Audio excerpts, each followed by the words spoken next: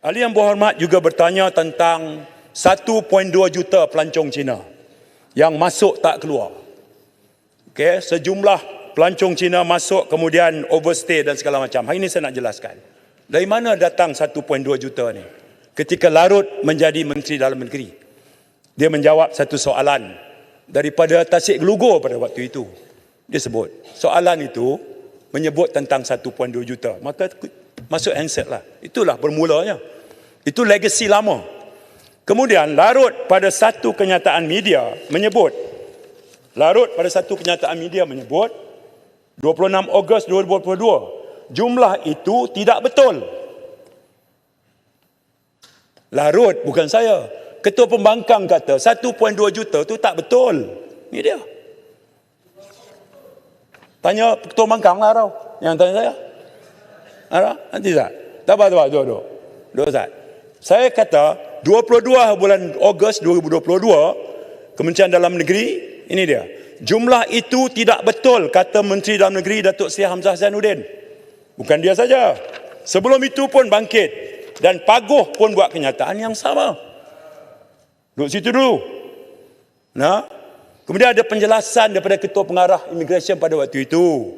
Jumlahnya dia kata cuma 8,000. Dia ada sebutlah di sini. Nah. Baik, hari ini saya nak jelaskan. Baik. Kita ni, bila pelancong masuk, dia masuk dengan pas khas, pas lawatan sosial. Okey? Dia juga masuk dengan segala macam pas-pas lain lah. Ya. Itu jelas. Tapi saya nak jelaskan, Kota Baru banyak tanya berkenaan dengan berapa yang masuk dan tak keluar. Saya nak jelaskan. Ketibaan daripada 1 Januari 2018 hingga 30 November, pelancong dari Republik Rakyat Cina 8,491,653. Baik, pelepasan keluar 8,012,294. Apa perbezaannya? 479,359. Mari kita zoom in angka ini. Di kalangan 479,359 ada pemegang pas jangka panjang yang aktif. Dia masuk pegang pas jangka panjang. Dia tak keluar lah. Jumlahnya 129,005 orang. Baik, dia juga ada berada di depo tahanan immigration yang kita dah tangkap. Dia ada kesalahan akta immigration, akta pasport, sejumlah itu. Yang kita usir 5,359 kerana kesalahan di bawah akta tertentu. Telah dikeluarkan pas khas. Pas khas maksudnya, dia masuk 30 hari, visa free. Dia tak keluar hari 31, tapi dia dah dapat permohonan pas khas. Mengikut undang-undang yang ada sekarang, seorang yang masuk ini, dia masih boleh memohon pas khas. Ini peraturan yang sama. Paguh pun kekal yang sama, Larut kekal sama, sekarang pun saya kekal yang sama. Dia boleh mohon pas khas 30 hari, 30 hari, 30 hari.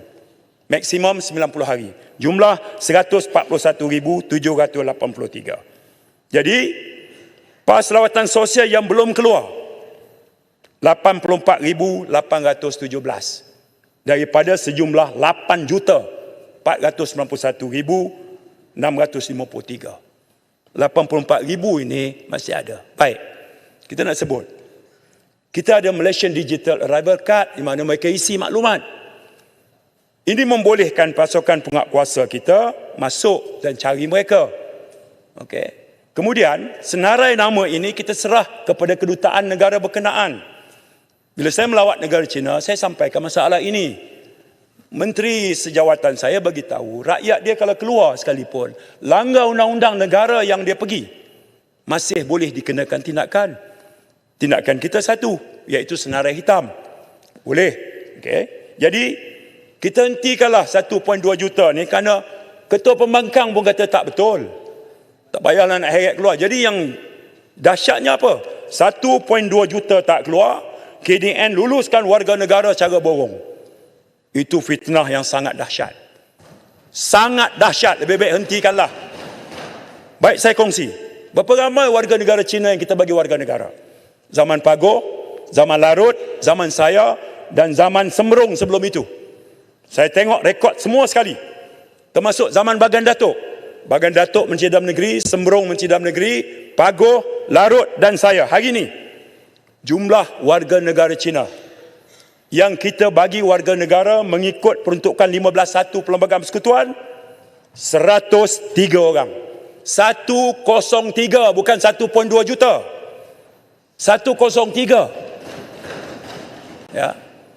Yang kedua, yang kita bagi warga negara Cina, kita bagi warga negara Malaysia di bawah kategori 19.1. 19.1 maknanya suami warga asing kahwin dengan wanita orang tempatan. 15.1 maknanya isteri warga asing kahwin dengan suami warga tempatan. 19.1 ini warga Cina yang kita dapat bagi warga negara 100 orang.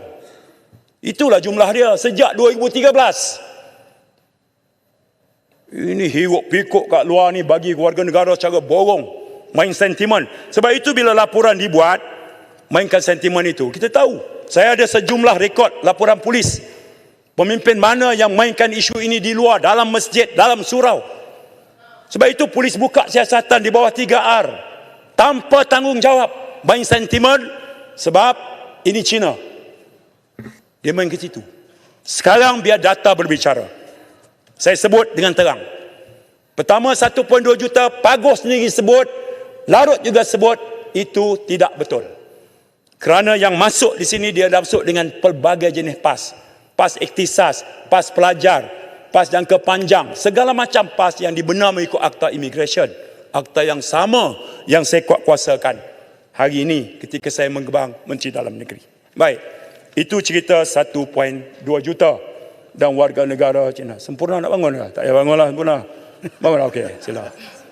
Terima kasih Yang Berhormat Menteri sebut tentang pelancong Cina ni. Saya pun bangkit dalam perbahasan saya bila menyebut bukan pasal jumlah tapi dari segi kedudukan mereka. Pasal saya dapati di kawasan saya contohnya di Sempurna, mereka terbabit walaupun diiktiraf sebagai pelancong tapi menjadi peniaga. Ya? Dan saya dah minta kerjasama daripada bukan hanya pegawai daerah, malahan juga daripada bahagian immigration untuk mengambil tindakan yang tegas supaya jangan hanya ia menjejaskan peniaga-peniaga yang ada. Ini berulang kali saya bangkitkan di Parlimen. Cuma mungkin Yang Berhormat, pasal bukan jumlah, tapi kelakuan, tindakan. Supaya perkara ini dapat kita atasi. Kita tidak mahu nanti suara di sana, di Parlimen dengar, tapi dia still around there. Terima kasih banyak. Terima kasih. Sempurna, saya cuma boleh mengesahkan hal yang Sempurna bangkit. Sememangnya dalam pemerhatian, dalam radar kita, yang tentunya ianya bukan hanya di bawah agensi Kawasila KDN semata-mata yang Mohd pun tahu, ada fungsi di peringkat kerajaan negeri, local government dan sebagainya. Jadi ini harus merupakan ikhtiar menyeluruh daripada kita. Ya, baik.